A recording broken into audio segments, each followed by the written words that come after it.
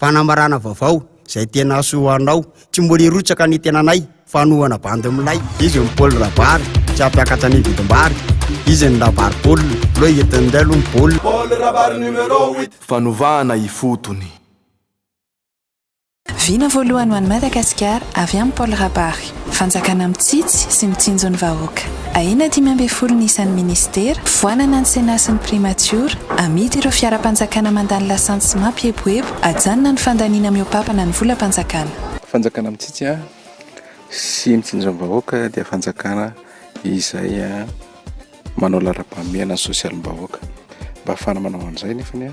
dia mila mitady vola ny fanjakana vola izay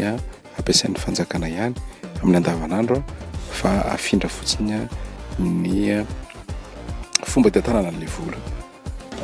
betsaka ny zavatra ampiasain'ny fanjakana amin'izao fotoan'izao izay raha amiko manokana dia fandaniam-poana ilay izy ary tokony ahafahantsika manao sosialim-bahoaka raha ohatra ka haitsika na mitantana ny volam-panjakana na amin'izao fotsiny ihany azy dia anisan'izay zany ilay resaka hoe ahina ny ministera 30 ho lasa ministera 10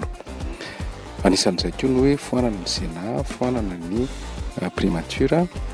anisan'izany ny famarotana ireo 4 plaque rouge be dia be mandehandeha ao Antananarivo ireo izay tozary lasa fitaovana mampieboebo sy mila andasanjy fotsiny ary farana tokony hajanona fandaniam-poana ny fanjakana ohatra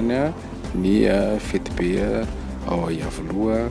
ohatra ihany koa ifanaovana fitokarana maro samihafa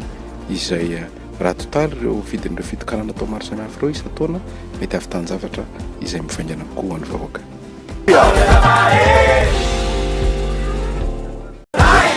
fanjakana mitsitsy mitsinjo ny vahoaka fanjakana tokisa ny vahoaka fampivoarana ny maolona zay atrasy andraikitra ho an'ny tanora sy ny vehivavy fampitombona ny famokarana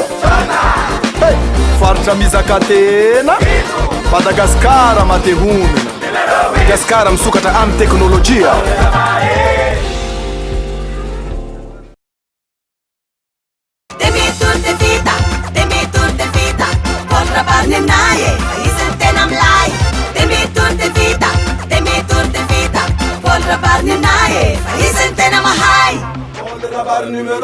fanovana ifotony